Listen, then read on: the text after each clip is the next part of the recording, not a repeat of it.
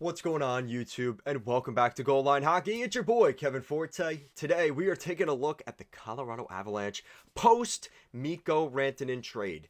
I know, it was a somber day the other day for the Colorado Avalanche fans. All the memories, all the good feelings with Mikko Rantanen, and you saw how quickly that whole situation evolved. I posted that video, maybe a little bit clickbaity, but with the intention that, hey, listen, this is a story that we need to watch develop. And the way things work with most of this trade speculation is a lot of teams will kind of look to see their situation with negotiations, and they'll kind of wait and see how things progress. Is there any interest in Mikko Rantanen? Maybe the idea of him being available, teams were going to start talking to Colorado, maybe getting a feel for what the value of Mikko Rantanen is out there, waiting a couple more weeks. Hey, how's negotiations going with his agent? All right, let's keep it going. All right. Very slow process. And I think a lot of this, great job by Colorado, was kind of kept under the radar because there's no way that all of this got done this quickly. This was going on behind the scenes and nobody really knew about it other than the true people involved.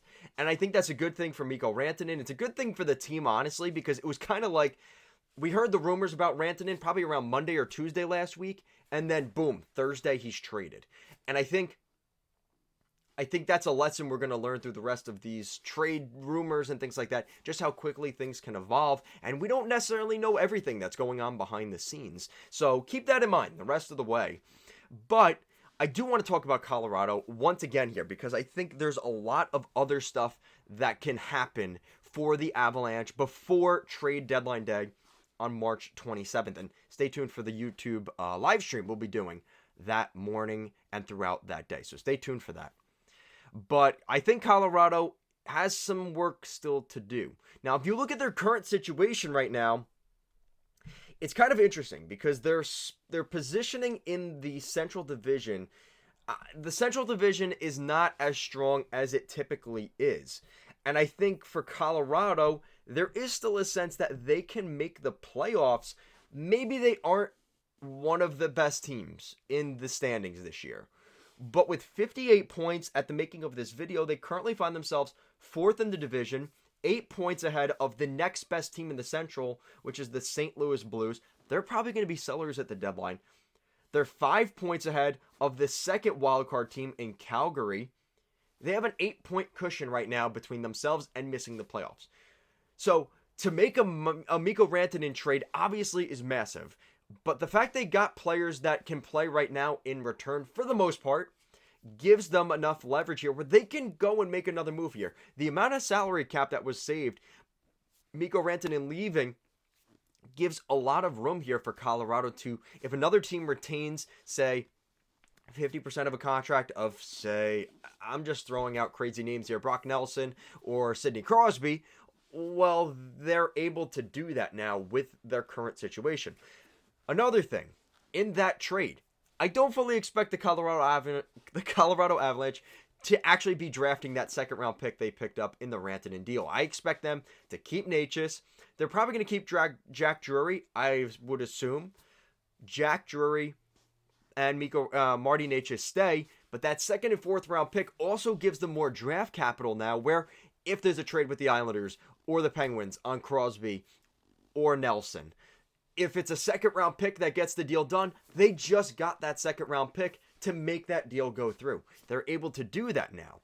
And I think for Colorado, the combination of the draft picks they picked up, the cap space they picked up, Colorado isn't done yet. And I fully expect another trade coming for the Avalanche. And the rumors we've heard, obviously Kevin Weeks the other day had a silhouette of the skyline of Pittsburgh, and with the big eye emojis. And obviously a lot of people took to that as, oh wow, Sidney Crosby might get traded. And now the combination of Colorado making the Rantanen trade at this time, they could have waited till closer to the deadline to make this trade. They decided to make that move now. How quickly things progressed on that front.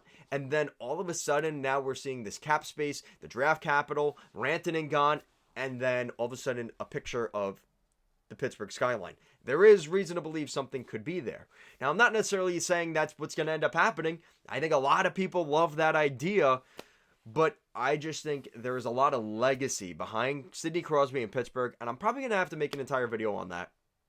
But the idea of Crosby getting traded at this moment seems wild. But I also would have told you the idea of Rantanen getting traded on Monday to Thursday would also have been a wild thought, but it happened. Anything can happen. So keep that in mind the rest of the way.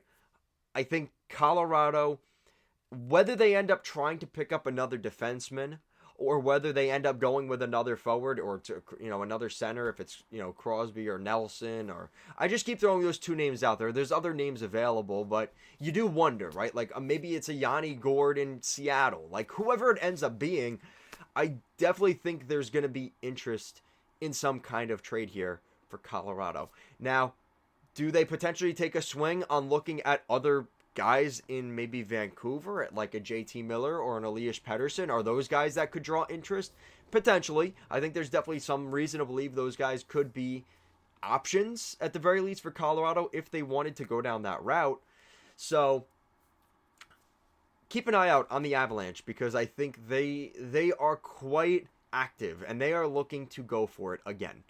They see an opportunity here with Nathan MacKinnon on this roster and Cale Makar, both of those guys as good as they are. Cale Makar on kind of a bridge contract before his next big ticket. Like, the time to win for Colorado is right now. And I definitely think there is reason to believe something could be coming in the pipeline there. So, let me know what you guys think in the comment section down below, because I think as much as I love Marty Necas and how great of a trade that was for Colorado, there is probably more coming down the pipeline that we don't necessarily know all the details of yet. So stay tuned to the channel. Make sure you're subscribed to the channel with notifications on when the latest NHL news comes out, because between now and the deadline, anything is up for fair game. And the way this year's trade market is lining up, it's kind of interesting. We saw the value for Rantanen, but the value of teams that are selling, they are going to get their players at a premium because there's only, I would say maybe 5 or 6 teams that are legitimate sellers, which means there's a ton of teams vying for very few available players. And that's only going to raise the value of the players that are available, right? That's economics 101 for you, right? And I apologize for losing you. I don't know what happened there with the focus. That's economics 101, right? If demand and what's available are obviously going to play a factor in that. So let me know what you guys think in the comments down below. Thank you so much for watching today's video. Make sure to like, comment, share, and subscribe to the channel. Thank you so much for watching, and I'll see you again next time.